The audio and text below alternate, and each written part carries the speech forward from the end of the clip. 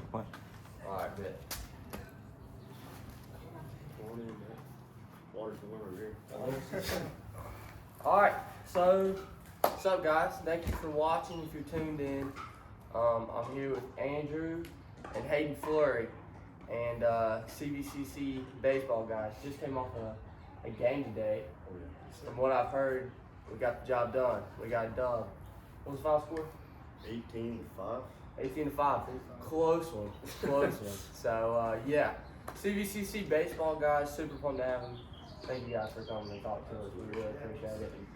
So, share with us a little bit about your walk with God, how you came in a relationship with the Lord, and what the Lord's been doing for you.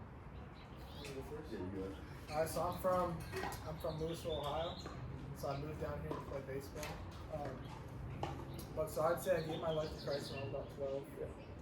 But you know, like when you're young, you don't really understand it fully. Right. And so I'd say up until I was about 15, like I gave my life to Christ, but I wasn't fully understood what that meant. Right. And so I feel like a lot of kids are like that. You know? A lot of people. Like I was the same way for me. maybe you go to church, you're Right. ball, but you don't really understand what all that. Yeah, I grew up in church, Yeah. and then I didn't really start having like the relationship aspect with God until I was in like middle school probably. Yeah.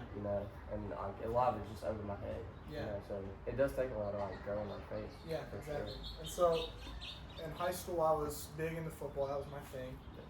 And I had some injuries, a few concussions that made me have to stop playing. I really felt like I hit rock bottom, and then my mom started sending me stuff like Bible verses and messages, and listen to them, and really all right, I can get through this because God's with me. And I really started, it just shifted my perspective from this is something that's terrible to this is something that God's using.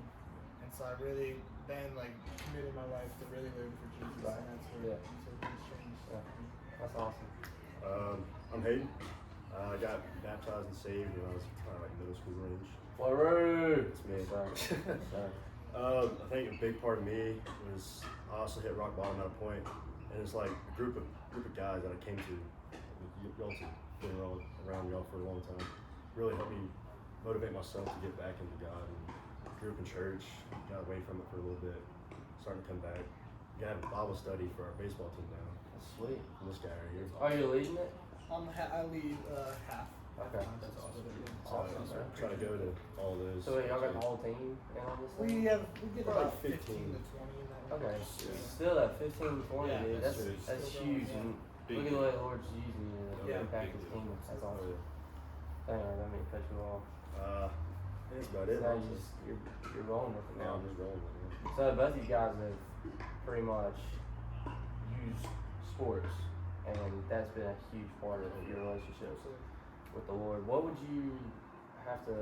advice would you give to younger guys who are in sports and trying to grow a relationship with Christ and balancing that and growing in with that? I would say first and foremost, you got to put your identity in Jesus alone. I'll obviously have goals and ambition and where you want to achieve, but you got to put your foundation in Jesus. Absolutely. Yeah, just take it down with that. I mean, if you want to go out and succeed in life, you're going to have faith through Christ. You're not going to be able to succeed in sports without Christ. Absolutely. I mean, that's the end. It's funny you was bringing up concussions. Yeah, I've had about 6 concussions playing football. Yeah. Yeah, it's not fun, but Yeah. No, that's bad. Also, he broke his leg during the football game. So explain it to you. Yeah. So, tell him what game was that? that was homecoming against Eastburg, my senior year of high school.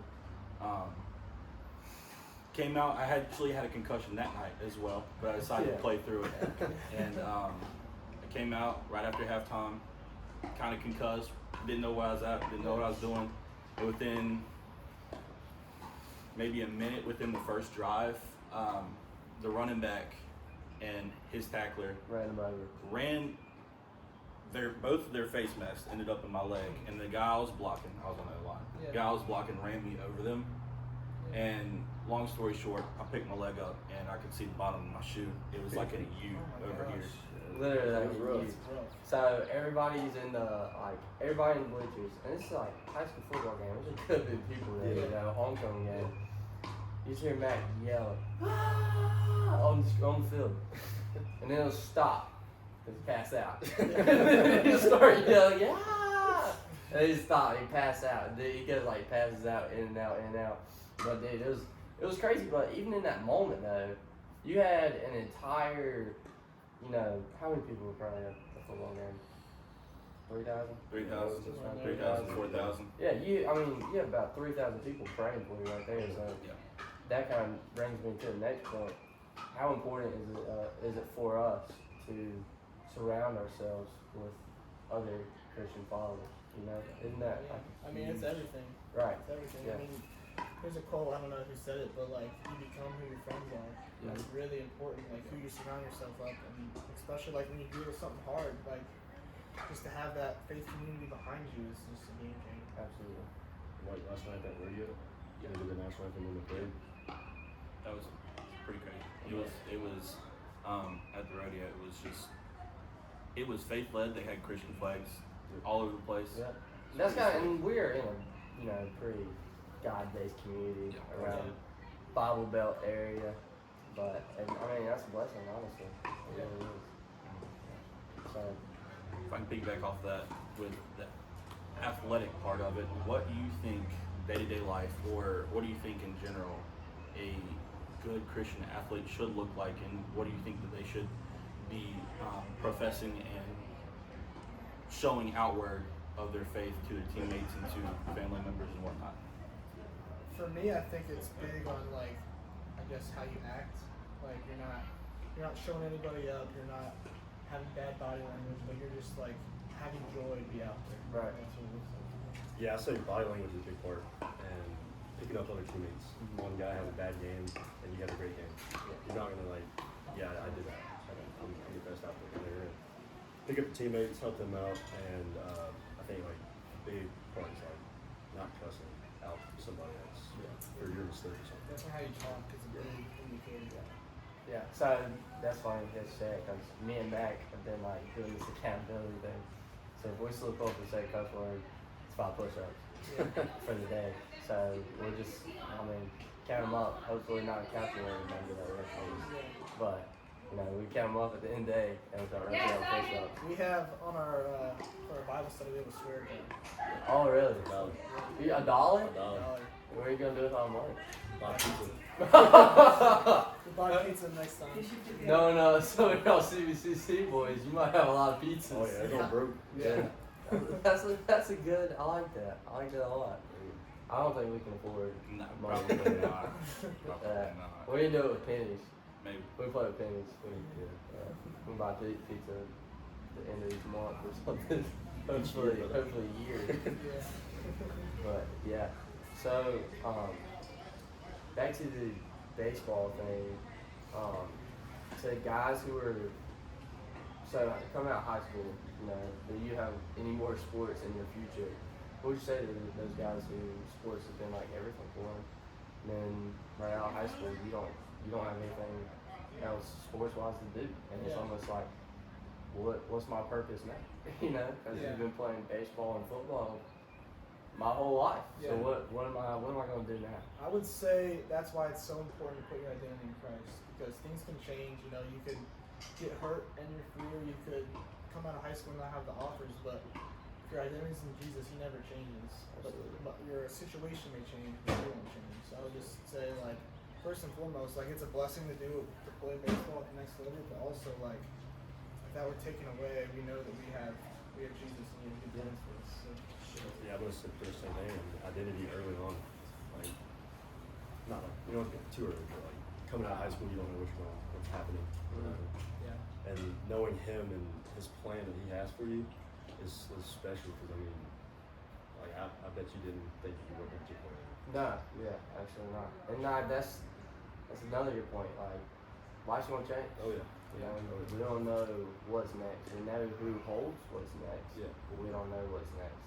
So I think there is something special in, sitting back and just giving it up to the Lord. And that's a lot harder than we might think it is sometimes. Yeah.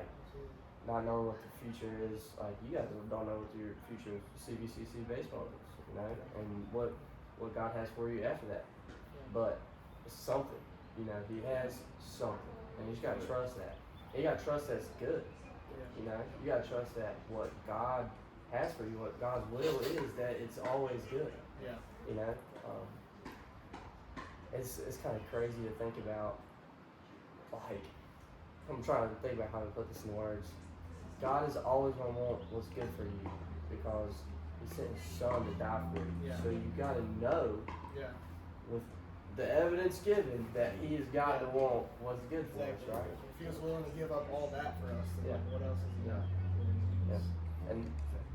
And who are we to, you know, just be nothing but give Him glory for that, you know? Absolutely. Without Him, we are nothing, you know, so it's just such a blessing, you know, to come into a relationship with Jesus and then see what He has for you down the road. Yeah.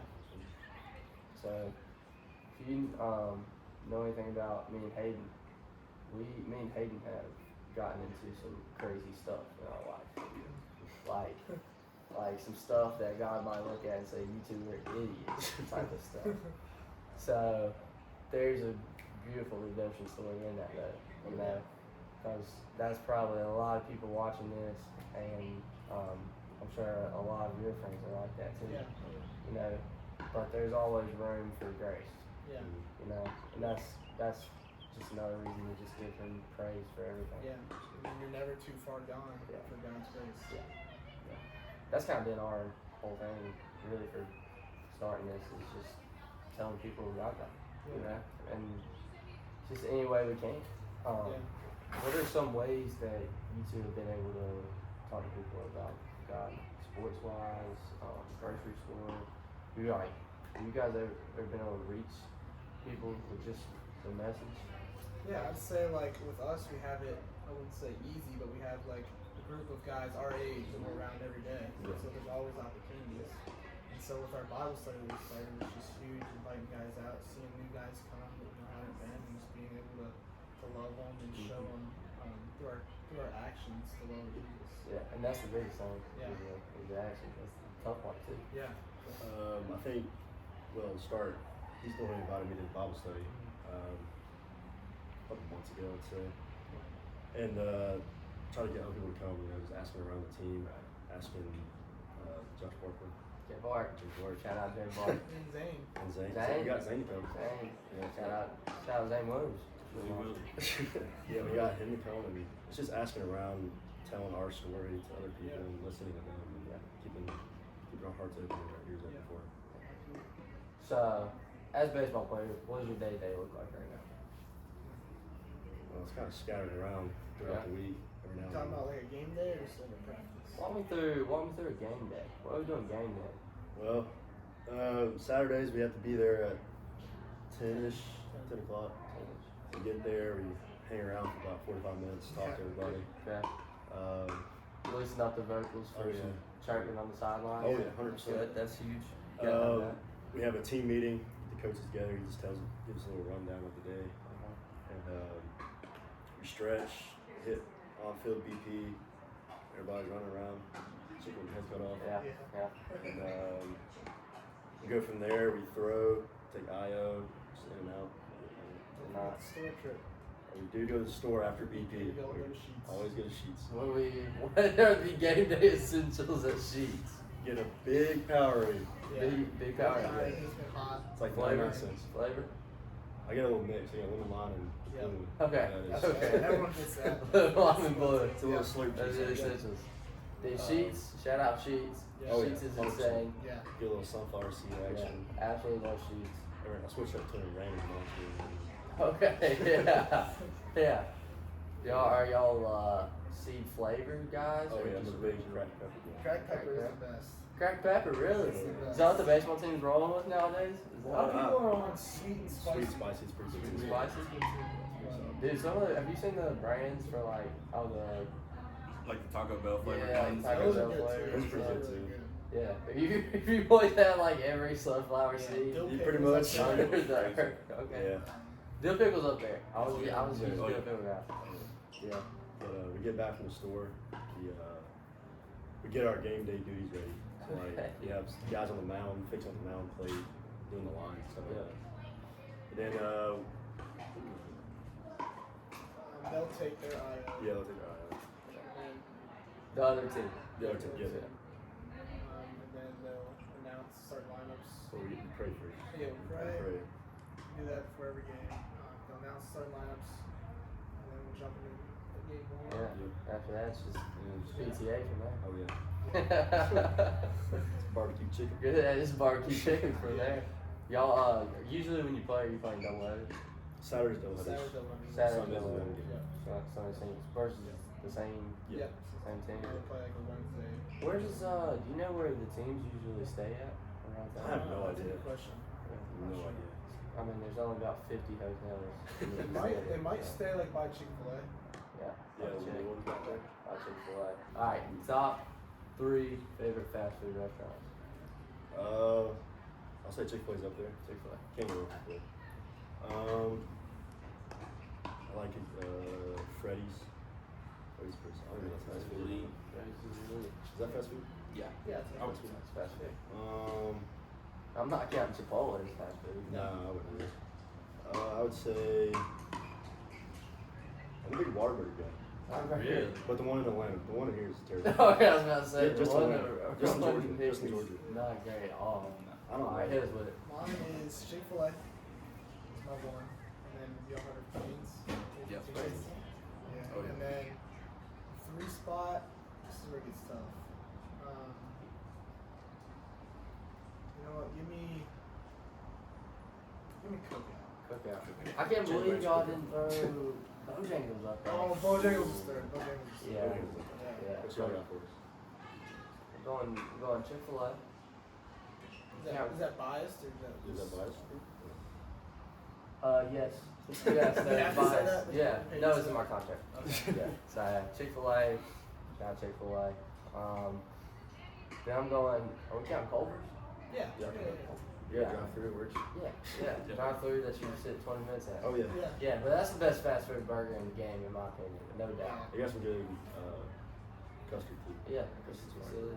Yeah. Then I'm going Bojangles. Bojangles is third. Okay. Mac.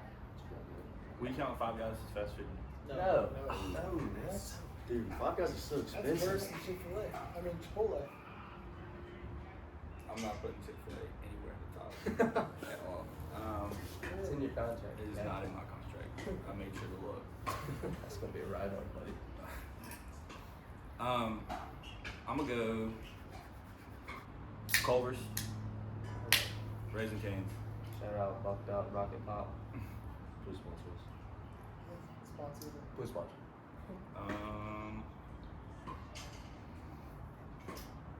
Let's go Bojangles. Okay. Bojangles? Yeah. It's a good play. It's a good play. Alright, Mac. Good question. Give me favorite Bible verse. What it means to you. Why you like it so much. Let me see. This is straight from Matthew 6, verses 33 and 34. But seek ye first the kingdom of God and his righteousness, and all these things shall be added unto you. Take therefore no thought for the morrow shall take thought for the things of itself. Sufficient unto the day is the evil thereof. This is my favorite verse, partially because I have, and you can attest to this, you've seen this, I have a really big issue with worrying about things that don't really matter, or tomorrow, or in the future regardless. And I think this is just a great testament and a reminder, hey, it's all in God's hands. Yeah. This is, if you keep him first, he will always have your best interest in mind, but Yeah. don't worry about it. Yeah. Because what's going to happen is what's going to happen. It's going to be his fault. Some things really just are out of your hands. Exactly. You know? And basically that's the whole, God's will is good for you. Yeah. Trust him. And that's a promise you can hold on to. If I seek him first, everything else is going to take care of. Right. Exactly. Floyd, you want to share? Yeah. So my favorite Bible verse is Proverbs 3:5. It was something my great grandma used to tell me all the time growing up. So it kind of stuck with me. And it's trust in the Lord with all your heart and lean on your own understanding. I think that's like for anybody. You know, you gotta trust in the Lord with all the heart, and it's kind of like self-explanatory a little bit in ways, and it's kind of hard to do when you try to think like my plan is better than God. It's not. You know, like it's kind of self-explanatory at times, but A lot of times we want to think that our plan is better yeah, because we don't want to follow God's plan. yeah. You know? It's like stuck in our mind that Right. we're Yeah. better, but we're not. Coming out of high school, felt, he called to do something in ministry. That was not my plan. I did not want to do that, so just ran from it. Like, I was not wanting to do that at all, because I'm like, okay, how could I ever go to a small town and do something in ministry when everybody's seeing me run around on Friday night? They'll be like, this kid, he's a double crosser, so a lot of that, like, not being righteous enough to do that, I was like, you know what, it's not my plan, this ain't gonna work, so 2 years later, I'm like, still chasing me down, still in the back of my mind, so I'm like, alright, if it's God's will, it's gotta be done, and then submitting into it, you find yourself, it's like, alright, it's not that bad, like, it is the best thing for me. Yeah. Get a little weight off your shoulders. Right. And sometimes he'll just chase you down and make it to where it is his plan. Yeah. I thought that my plan was going to either West Point or playing football in college, and Shout out that West wasn't that. Shout out West Point. Shout out That all the was troops. obviously not the case. That could never happen. Not anymore. So I mean, it's just regardless, his plan is better for you, whether you like to follow it or not. And sometimes he makes a way for the plan, whether you like it or not. Yeah. Because it's gonna be done. So if you're not mentally ready for it. I'm gonna kind of go with that. I broke my arm when I was 14, I think it was, and playing baseball, and that kind of had a mindset in mind that like I don't ever want to play baseball again. I kind of felt like if I was going to do it again, I was going to get hurt again. It's a recurring thing, so I kind of pushed away baseball for a year, and I think that was a kind of my plan that I chose, and God didn't, and He pushed me back into it. And I'm so thankful for that. All right, Andrew. Alright, so I like to change my verse probably every week. Yeah. But the one I've been throwing on now is Romans 8:28. And we know that in all things God works for the good of those who love Him, who have been called according to His purpose. And for me, it's just like a big thing that He uses all things, not just the good things, not just the things I feel like I can talk about. He uses the bad, the ugly, and He uses all things for my good. And that's just a huge promise I can hold on to. But like, there's nothing that's happening or that will happen that He's not going to use. It's something that I really, really try to think of often. That's good. That's so. What about you, Doug? So that is the exact same verse. Really? Was it actually? Yeah. Yeah, but no, it's I can. Yeah, I'm just gonna agree with you. That's exactly the way to look at it. If you love Him and serve Him, so that means like you're going to be doing those little things. You're gonna be doing those little things right. So I think when it says like serve Him, it's talking about getting in your work at the grocery store, opening up the door for that little old lady or something like that. Maybe not exactly that, but I'm saying like doing the right things and being a good example of Christ. Yeah. And then when you're doing those things, this is what you get in return. Yeah. And those blessings are tenfold. Oh yeah. Absolutely. But, That sucked. It missed all of it. Yeah. Missed everything. Yeah, we're still going. Just never push away. Alright, so you guys say exactly like that one more time. Yeah, but no, that's really all I got for y'all today. I just appreciate you guys coming on and sharing your faith, because that means a lot, and hopefully that inspires other young men and women to stand up, because now's the time. Now's the time to stand up. Yeah. Athletes, non-athletes, whatever. You know, God has such a beautiful purpose for your life, and when you find that purpose and just start carrying it out, blessings are going to be coming tenfold at you. So, you know, the world's just getting crazy, dude. We're getting to the point where good is evil and evil is good. You know? So, and that's, you know, it talks about that. And now's the time where young Christians stand up and like, no, this isn't right. Yeah. You know, right is right and wrong is wrong. Yeah. So I think that's super important and scary. It's scary to do. You know, standing up. But you know, God's not giving us a spirit of fear, but a spirit of self-control. And you know, so butchered that, but it says that somewhere in there, I think. But sound mind. But you know, thank you guys for coming on. We really appreciate it. Y'all are awesome. Best of luck to you in your CVCC baseball ventures, and I'll make sure they come out to the game. Check it out sometime. We'll be watching the same game. All right, subscribe. Bucked Up, sponsor us. We need you, baby. We need you bad. All right. And Chick-fil-A, yeah. Peace, boys. God bless. All right.